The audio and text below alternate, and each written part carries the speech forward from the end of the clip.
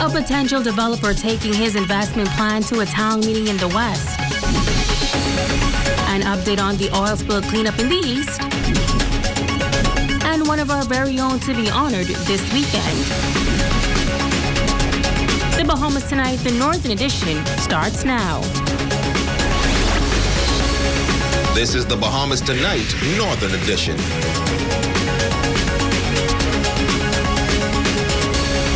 This is the Bahamas Tonight, the Northern Edition. Good evening, all. I'm Megan Shepard. Thank you so much for tuning in. Topping news, a big touristic development in the pipeline for West Grand Bahama.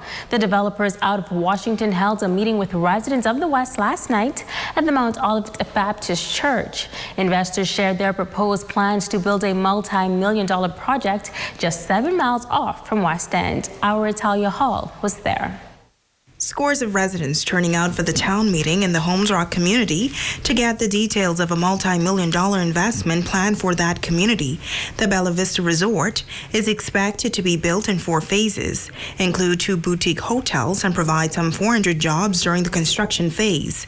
CEO Fred Azimi, with the assistance of a slide presentation, assured residents that they stand to benefit greatly. Billions of dollars are spent by the tourists coming to the area and buying the houses, and or are spending it on the spin-off services that are required by a large development like this. The company's environmentalist Franklin Hall shared some of the studies conducted as it relates to the environmental impact. There's one comment about, the location of the structures, from the high water mark.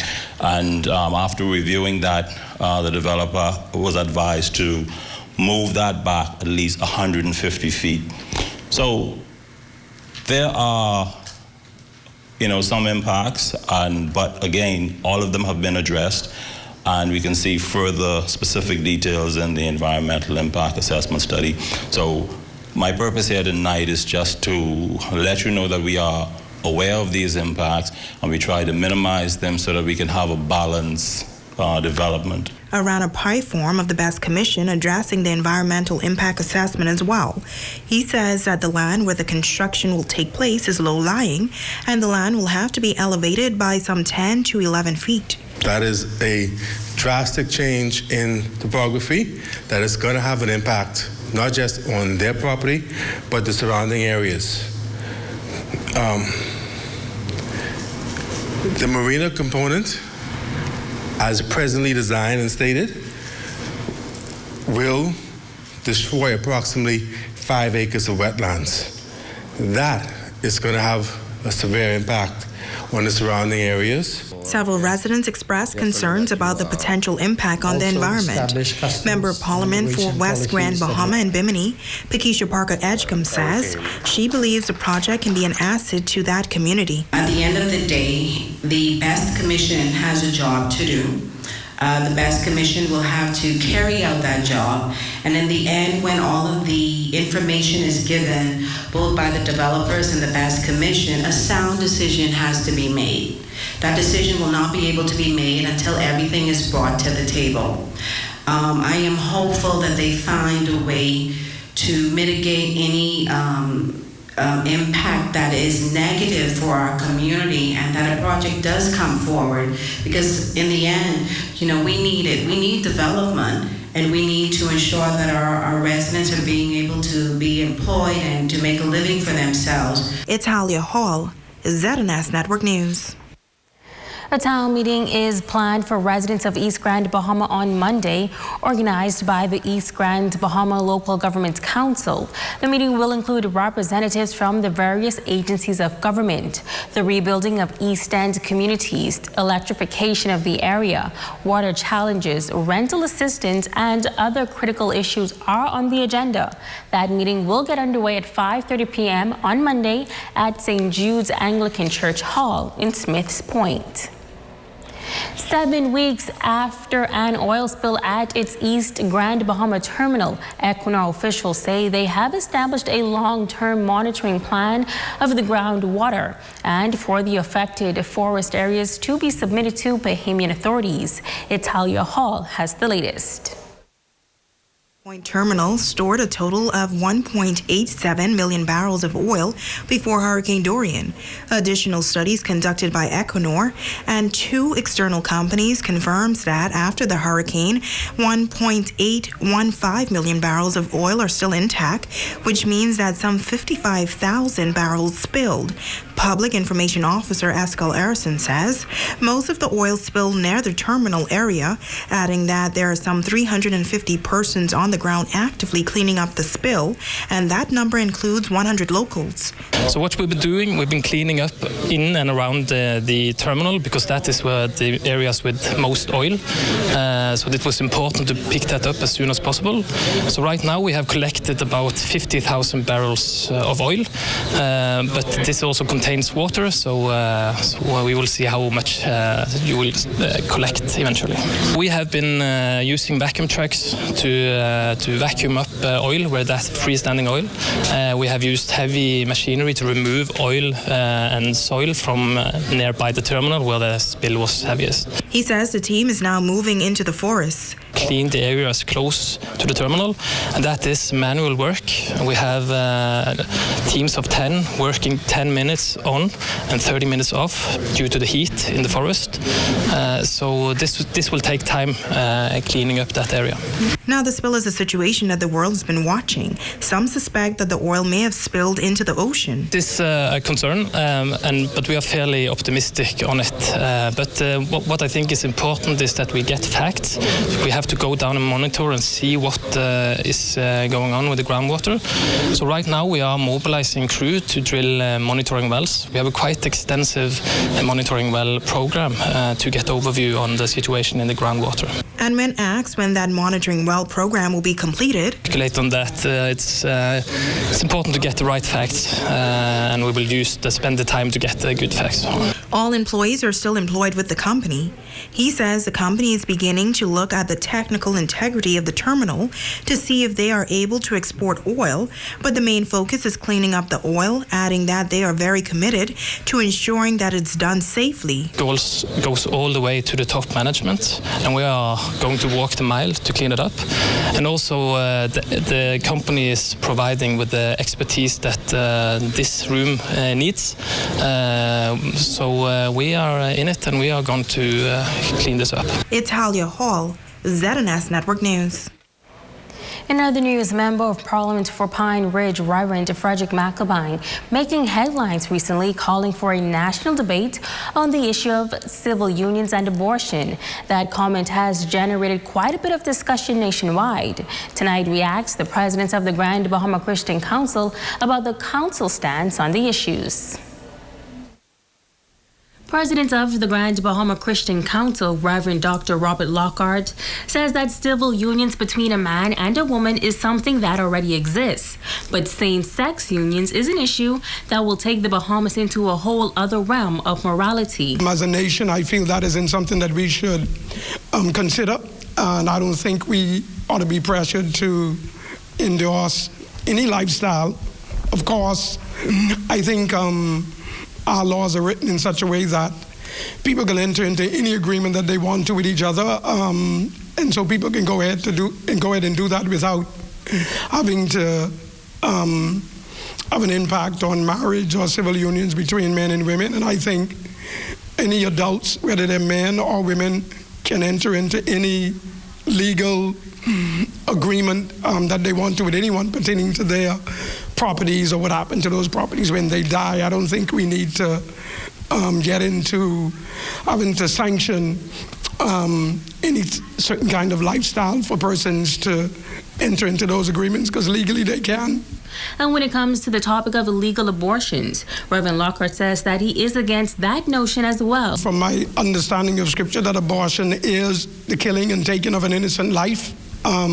The Bible teaches us that life begins from conception, and so I believe that, of course, I believe a woman should have the right to do what she wants with her body, but I believe once a baby is conceived, even though it's inside the woman's body, it is a individual life that she has the right to protect, because life ought to be protected at all stages, and nobody ought to have the right to snuff out the life of another person just because you give birth to that person, just like I don't have the right to kill any of my children, even though I brought them into the world.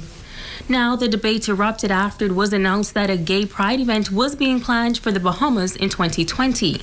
Dr. Lockhart says that this is an event he does not support. When people use the word gay, if they're referring to the fact that, if they're referring to a lifestyle that accepts the fact that it is okay for a man to be sexually involved with another man or a woman to be sexually involved with another woman, the scripture teaches us that that is morally wrong. It is just as wrong as sex before marriage. It is just as wrong as sex outside of marriage, what we refer to as adultery.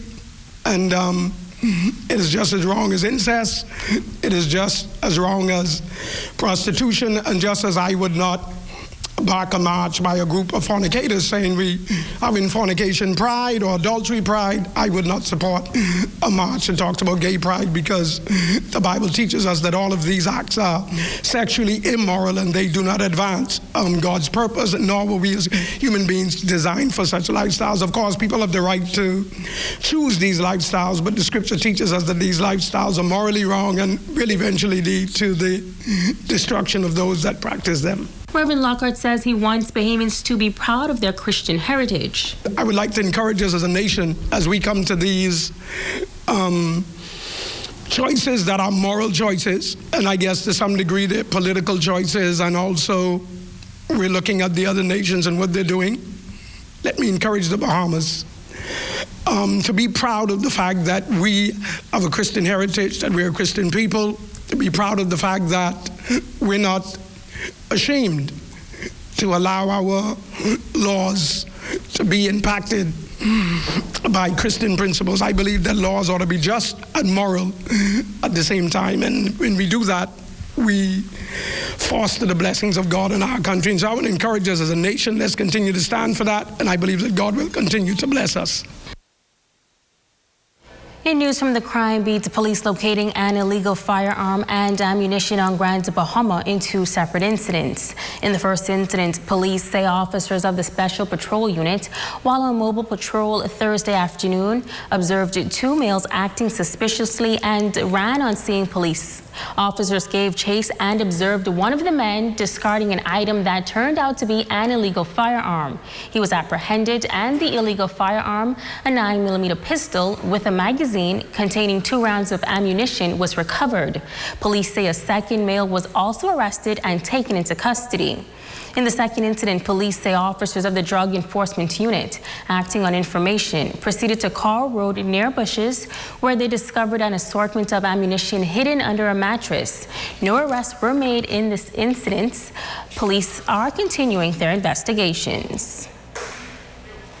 Now in news from the court, 25-year-old Andy Taylor of Emerald Drive and 23-year-old Eltrinico Green of Mayfield Park were arraigned before Magistrate Charlton Smith today for stealing from a person and causing harm. They both pled guilty to the charges and was sentenced to 4 years for stealing from a person and 1 year for causing harm. Sentences to run concurrently. And tributes continue to come in on the passing of a giant in broadcasting, former ZNS boss Kelsey Johnson. Considered a pioneer in the business, Johnson passed away this week in New Providence. Tonight, a former colleague reflects on the contributions made by the former executive, who was well respected in the field. Ramiko Knowles reports. The ZNS family continues to mourn the passing of a pioneer in broadcasting, former general manager, former chairman, senator, and high commissioner Kelsey Johnson.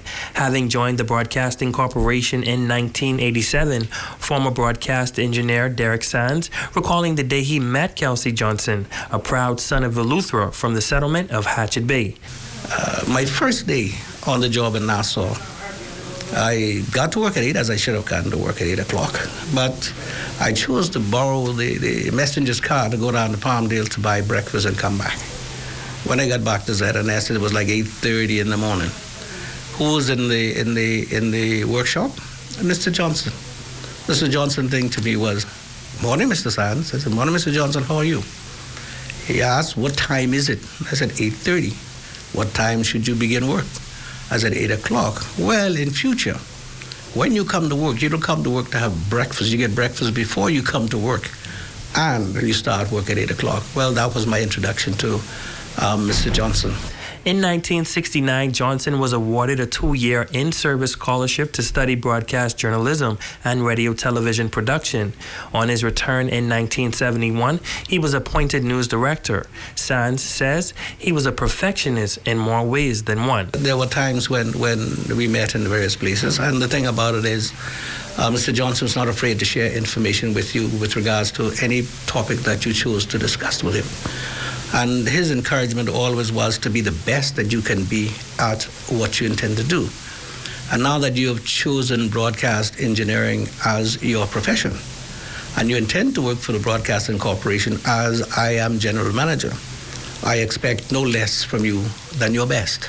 In 1972, Johnson was chosen by the Broadcasting Corporation to launch a 10 a.m. ZNS Northern service. 2 years later, he was promoted to general manager of the corporation. The introduction of television in the Bahamas on July 10, 1977, was considered one of the highlights of his career. In the same year, ZNS TV was officially opened by Her Majesty Queen Elizabeth II. He was also instrumental in extending TV to Grand Bahama in 1990.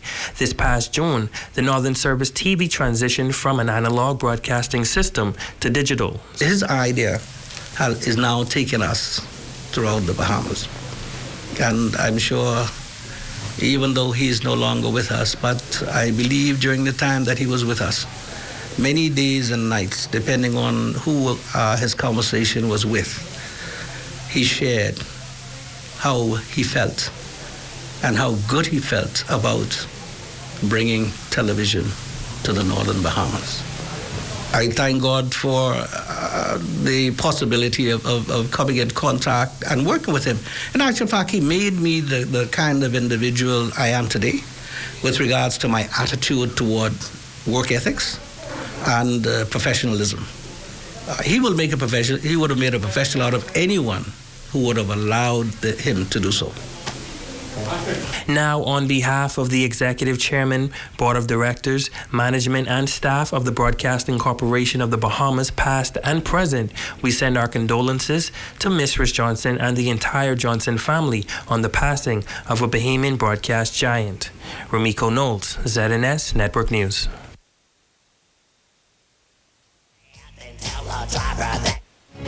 You're watching the Bahamas Tonight, the Northern Edition. Don't go away. There's more news right after this break.